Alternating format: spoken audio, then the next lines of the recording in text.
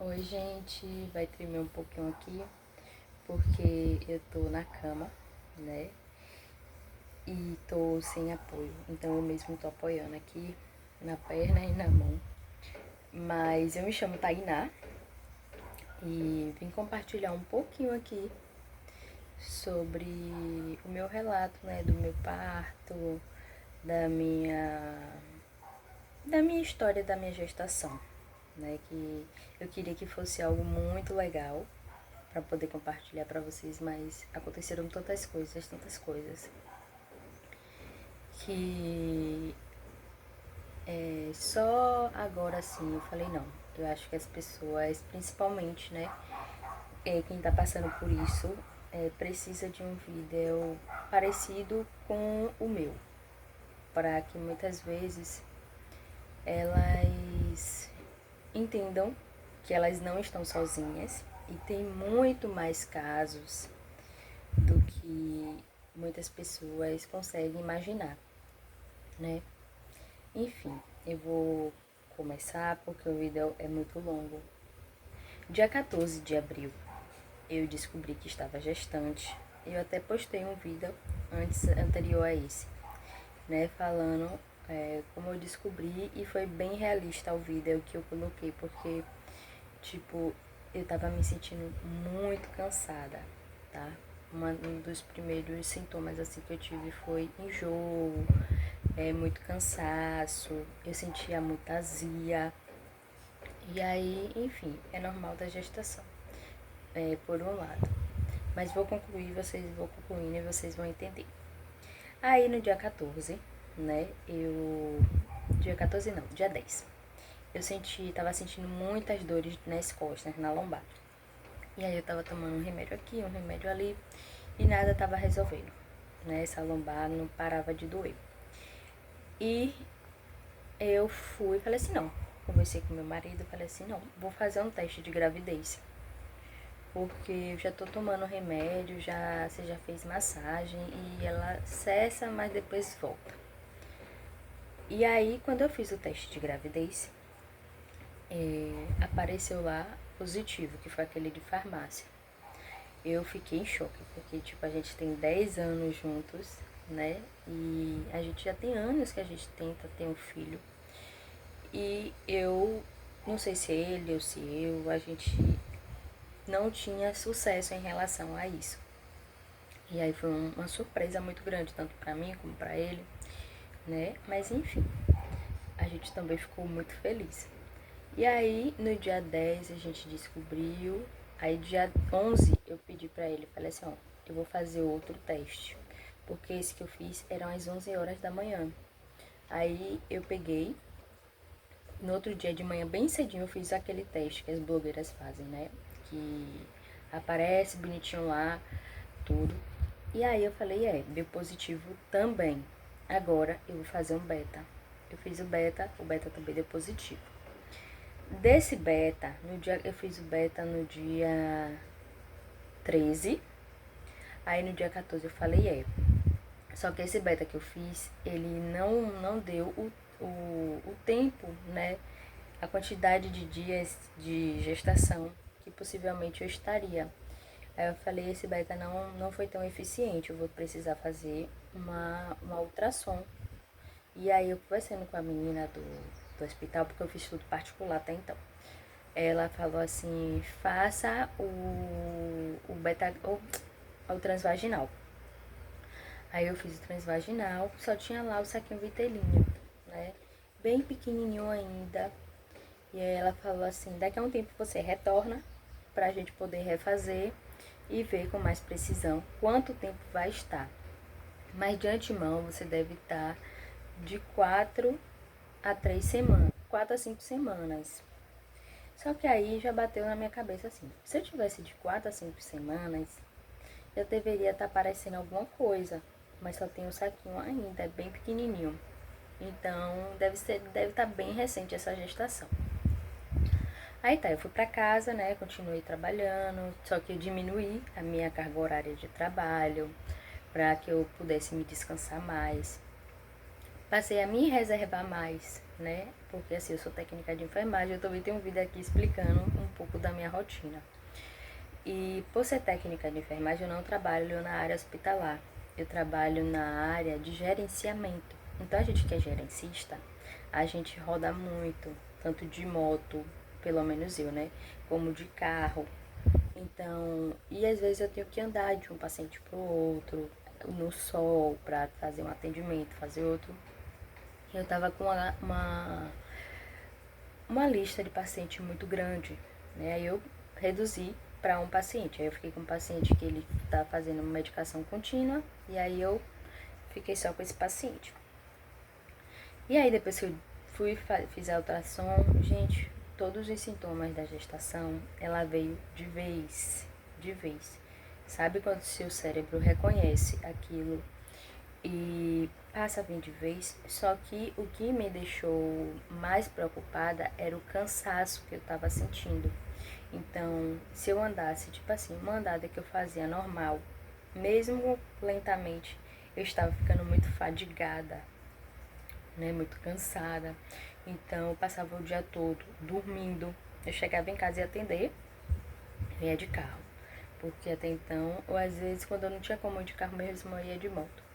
Aí eu descia, chegava em casa, era comer, porque eu estava sentindo uma fome insaciável, que também é normal da gestação, mas um cansaço, um sono que estava fora do normal.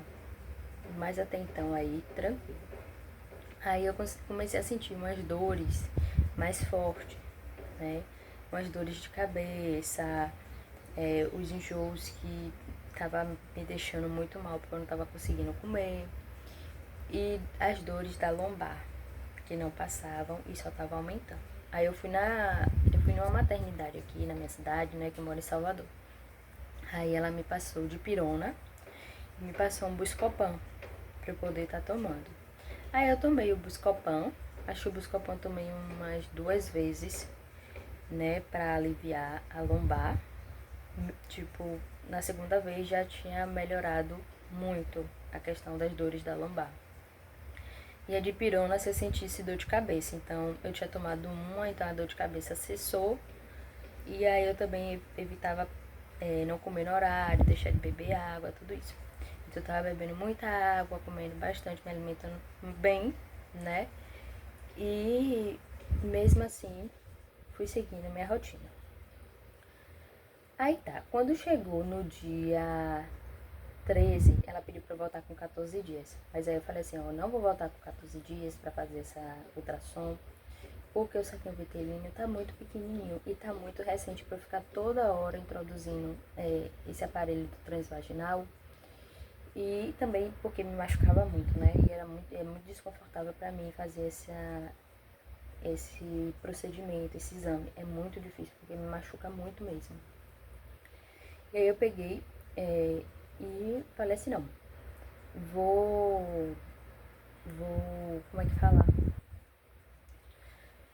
Vou deixar pra fazer um mês antes. Aí dia 13, né? Com caso antes de um mês. Aí dia 13 eu retornei. Só que dessa vez eu fui fazer público, né? Consegui, porque eu tenho uns contatos. Aí eu falei com uma amiga minha, pedi pra ela marcar em uma clínica escola pra fazer esse exame de transvaginal público. Quando chegou lá, ela me disse assim, olha,